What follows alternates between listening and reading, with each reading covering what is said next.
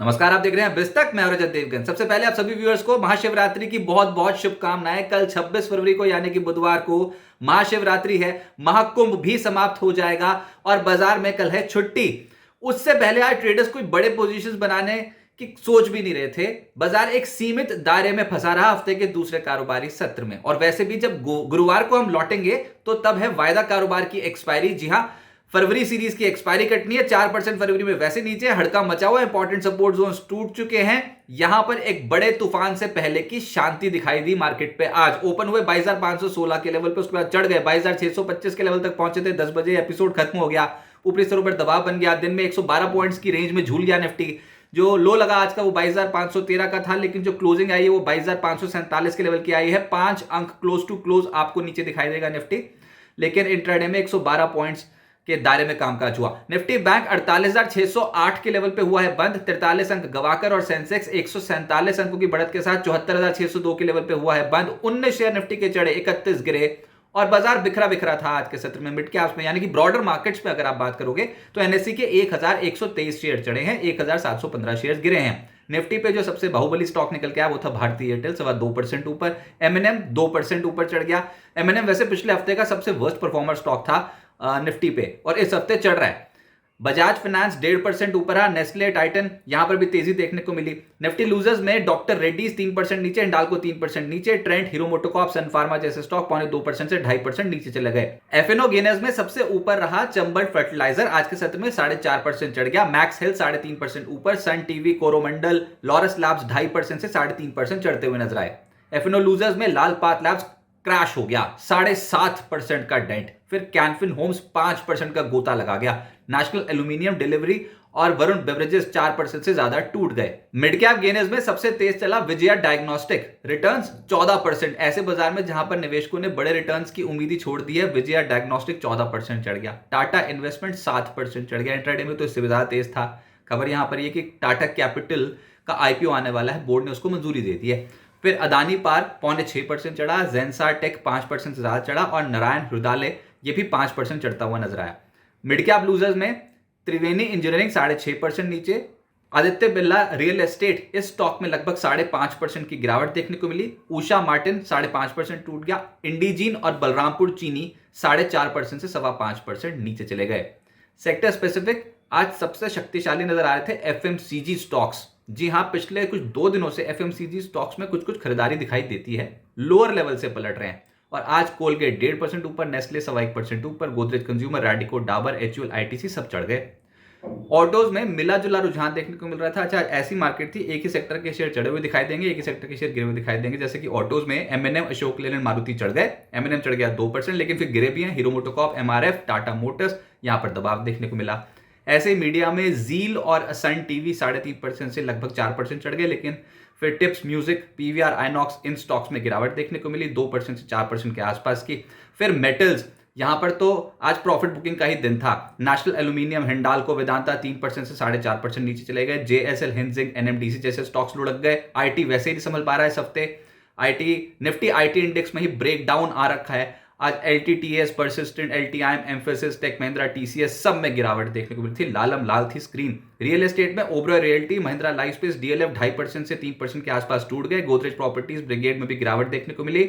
सरकारी बैंक्स पे खबर यह थी कि सरकार थोड़ी एग्रेसिव हो गई है। सरकारी बैंकों के डिसइन्वेस्टमेंट के ऊपर मर्चेंट बैंकर्स की नियुक्ति भी कर दी गई है, उनसे बोलियां भी मंगा ली गई हैं, लेकिन यह खबर कोई बड़ा इंपैक्ट नहीं डाल पाई। ऊपर से लेने के देने पड़ गए। Bank of India, Canara bank, PSB, bank of Baroda, Indian bank जैसे स्टॉक्स में आज गिरावट देखने को मिली। ऑयल एंड गैस प्ले भी लाल हो गया, बिल्कुल। पेट्रोनेट, एलएनजी सबसे ज्यादा टूटा है 4%। फिर गुजरात गैस, एचपीसीएल, गेल, ऑयल इंडिया, बीपीसीएल जैसे स्टॉक्स टूटे। और रिलायंस इंडस्ट्रीज बाजार का दिग्गज, ये भी 1% नीचे आ गया। 1% बहुत होता है, रिलायंस इंडस्ट्रीज बाजार को अपने साथ नीचे ले जाता है। अब आगे क्या होगा देखिए, 26 फरवरी यानी कि बुधवार को महाशिवरात्रि के मौके पर इंडियन मार्केट्स बंद रहेंगे।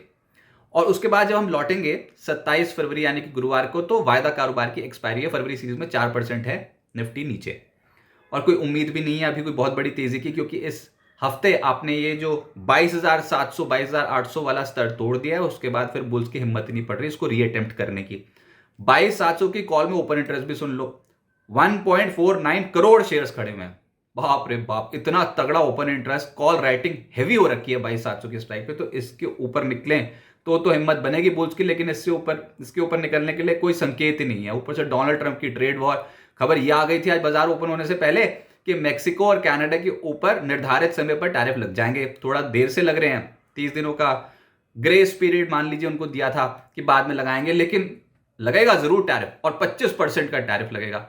और ऊपर से जो कैनेडियन एनर्जी इंपोर्ट होता है यूएस में, उस पर 10% का टैरिफ लगेगा। तो ये डोनाल्ड ट्रंप की ट्रेड वॉर तूल पकड़ेगी। भारत थोड़ा इसलिए बचा हुआ है क्योंकि टेस्ला की अभी एंट्री होनी है, तो थोड़ा नर्म रुख अपना रखा है डोनाल्ड ट्रंप ने इंडिया के प्रति।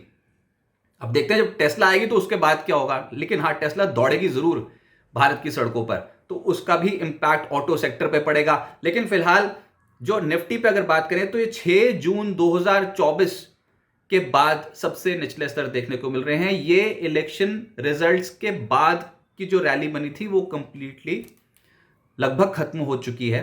स्मॉल कैप्स में तो खत्म हो ही चुकी है। ये निफ्टी थोड़ा थोड़ा बचा हुआ है, उसने 4 जून के लोज को नहीं अभी तक अटेम्प्ट किया हुआ, लेकिन हाँ 6 जून 2024 के बाद सबसे निचले स्तर पे हो, और 27 सितंबर 2024 के बाद जो करेक्शन आई थी उसके सबसे निचले पॉइंट पे अभी आप कर रहे हो। सब कुछ हो चुका, लगातार 5वें महीने गिरावट देखने को मिली है, लेकिन ये आप ये समझो कि लगातार 5वें महीने बाजार, हमको आदत ही नहीं है इतना टूट जाए। ये 34 साल में 2 बार ऐसा हुआ है कि लगातार 5 महीने या फिर उससे ज्यादा गिरावट हुई हो। कंसेक्यूटिव नहीं जाते मंथली बेसिस पे आप नीचे, एक बार तो खरीदारी आती जरूर है, ओवरडन दिखाई देता है, ओवरसोल्ड दिखाई देता है, लेकिन एफआईएस तो खरीद नहीं रहे। आज भी 3,529 करोड़ रुपए की बिकवाली कर गए कैश मार्केट में, और डीआईएस ने आज 3,030 करोड़ रुपए के शेयर्स खरीदे हैं। अब ये दोनों बिल्कुल कॉन्ट्रा पोजिशन है, एफआईएस जितना बेच रहे हैं डीआईएस उतना खरीदने की कोशिश कर रहे हैं, लेकिन कौन जीतेगा कौन हारेगा वक्त बताएगा। रुपया आज ऊपर से और कमजोर हो गया डॉलर के मुकाबले, तो एफआईएस तो अभी नहीं खरीद रहे, वो तो आएंगे नहीं आपकी कंट्री में जब तक आपकी करेंसी वीक है, जब तक आपका ग्रोथ में स्लो डाउन देखने को मिल रहा है और रिजल्ट्स भी बहुत अच्छे नहीं आ रहे आपकी कंपनी को। क्यों लगाया कोई पैसा आपकी कंट्री में आके बढ़ चढ़ कर? तो एफआईएस नेगेटिव इंडियन मार्केट्स पे ये भी ड्रैग कर रहा है मार्केट को। छोटी अवधि में ट्रेडर्स तनाव में रहेंगे, हर उछाल पे बिकवाली होना लगभग तय है। बाजार रेजिस्टेंस पे रेजिस्टेंस बना चुका है हायर स्तरों पर। लंबी अवधि के निवेशकों के लिए बहुत अच्छा मौका, कभी ना कभी तो बिकवाली खत्म होगी जरूर, अभी नहीं, अभी तो खैर आपने फ्रेश ब्रेकडाउन दे दिया है इस हफ्ते, लेकिन कभी ना कभी लंबी अवधि के निवेशकों के लिए बहुत जो मौका आया है, इससे रिटर्न्स भी वो बहुत अच्छा जनरेट कर लेंगे, क्योंकि इंडिया की ग्रोथ स्टोरी तो इंटैक्ट रहने वाली है, लेकिन ग्रोथ स्टोरी पहले तो ग्रोथ के ऊपर ही प्रश्न चिन्ह लगा हुआ है ना शॉर्ट टर्म में, तो शॉर्ट टर्म में हिकअप है, बहुत ही एक बड़ा स्पीड ब्रेकर है इंडियन मार्केट्स के लिए। तो छोटी अवधि में तनाव, ज्यादा बड़ी लेवरेज पोजीशन बनाने की तो कतई आप हिम्मत ना करें, जितनी कैपेसिटी है उतने में ही ट्रेड करें, ट्रेड ना करें तब भी ठीक। नियमित निवेश करेंगे तो इस फेज से भी पार हो जाएंगे। 27 फरवरी गुरुवार को अब अमेरिका भी फिर से फोकस में आ रहा है। याद है पिछले हफ्ते उनके ये कंज्यूमर सेंटीमेंट के आंकड़े बहुत खराब आए थे, पीएमआई के आंकड़े बहुत खराब आए थे, तो कैसे धड़ करके टूटे थे अमेरिकन मार्केट। अब यूएस में क्वार्टर 4 जीडीपी आंकड़े आने 27 फरवरी को, तो उसका भी इंपैक्ट देखने को मिल सकता है। सोना रिकॉर्ड ऊंचाई पे पहुंचता चला जा रहा है, बिटकॉइन $90,000 के नीचे आ चुका है, बहुत कुछ हो रहा है फाइनेंशियल मार्केट्स पे। और ऐसे तनाव भरी स्थिति में शॉर्ट टर्म में पेन है, लॉन्ग टर्म में गेन है। नियमित निवेश आप जारी रख सकते हैं, लेकिन बड़ी तेजी शॉर्ट टर्म में नहीं बन सकती। ये तेजी तब बनेगी जब रिजल्ट से पहले वाली जो खरीदारी आएगी ना, Q4 रिजल्ट से पहले वाली खरीदारी, तब होगा बाजार में असली खेल। अभी तो बाजार पे तनाव देखने को मिल सकता है, और जब हम गुरुवार को लौटेंगे तो वायदा कारोबार की फरवरी सीरीज की एक्सपायरी कटेगी।